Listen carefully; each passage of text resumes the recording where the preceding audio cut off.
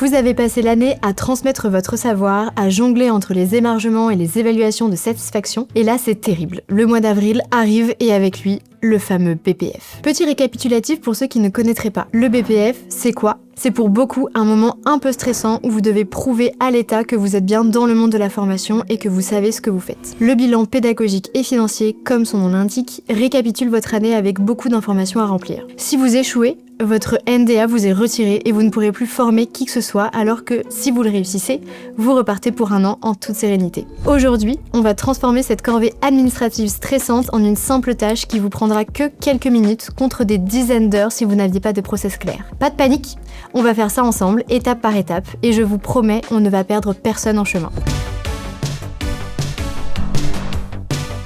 Avant de sortir la calculatrice, rappelons les bases. Le BPF, c'est votre déclaration d'activité annuelle. C'est obligatoire pour tous les prestataires de formation, que vous fassiez 2 000 € ou 2 millions d'euros de chiffre d'affaires. Le but, c'est de dire à l'administration combien vous avez gagné, donc le côté financier, et ce que vous avez fait, le côté pédagogique. C'est le pont entre votre comptabilité et votre réalité de formateur. Donc première étape, les chiffres. Attention, c'est là que beaucoup s'en mêlent les pinceaux. On parle de chiffre d'affaires réalisé en formation professionnelle. Si vous êtes coach et que vous faites aussi du conseil, ne mélangez pas tout. L'administration ne veut voir que la partie formation. Il faut ventiler vos revenus. Est-ce que ça vient d'entreprises privées, du CPF, de fonds publics comme les OPCO ou France Travail ? Notre conseil d'expert, tenez un tableau de suivi tout au long de l'année. Attendre le 30 avril pour trier ses factures de l'année précédente est beaucoup trop risqué. Ça peut devenir frustrant et on finit souvent par s'énerver à tout retrouver en temps et en heure. Petit plus, dans Digiformat, cette partie est très simple à gérer. Avec le lien en description, vous avez 15 jours d'essai pour vous faire une idée pour voir si ça vous plaît. Pour la deuxième partie, la partie pédagogique, ici on compte les têtes et les heures. On va vous demander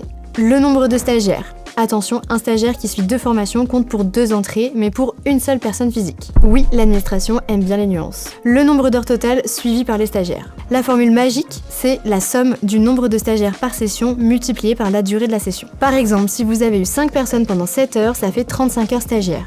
Multipliez ça par toutes vos sessions, et voilà votre total. Une fois que vous avez vos chiffres, direction le portail Mon Activité Formation. C'est le moment de vérité. Le site a un look qui nous rappelle les débuts d'Internet, mais restez zen. Vérifiez bien vos données avant de valider. Une fois envoyé, c'est envoyé. Plus de retour en arrière possible, et n'oubliez pas, vous devez aussi joindre votre bilan, compte de résultats et annexe du dernier exercice clos si vous dépassez certains seuils. Mais pour la majorité d'entre vous, les chiffres saisis en ligne suffiront. Voilà, gardez en tête que le BPF n'est pas un examen de mathématiques ou de comptabilité compliqué, c'est juste le reflet de votre année de travail. Faites-le avec sérieux, faites-le dans les temps, idéalement avant fin avril, et tout se passera bien. C'est aussi une super occasion pour vous de regarder votre propre croissance. Combien de personnes vous avez aidé cette année ? C'est gratifiant quand on y pense, non ? Et la meilleure des nouvelles, c'est que si vous voulez ne plus jamais stresser et ne plus mettre des dizaines d'heures comme je vous disais en début de vidéo, Digiformat est aussi là pour ça. Tout se complète automatiquement, donc plus de perte de temps, et vous pouvez vous concentrer sur votre activité de formateur. Et si vous avez un doute sur une case spécifique du formulaire, comme la fameuse case sur les stagiaires personnes physiques, n'hésitez pas à nous poser la question en commentaire. N'oubliez pas, l'administratif ne devrait jamais freiner votre passion de transmettre. Alors pour ne manquer aucun conseil et faciliter votre activité, abonnez-vous et essayez Digiformat. À bientôt!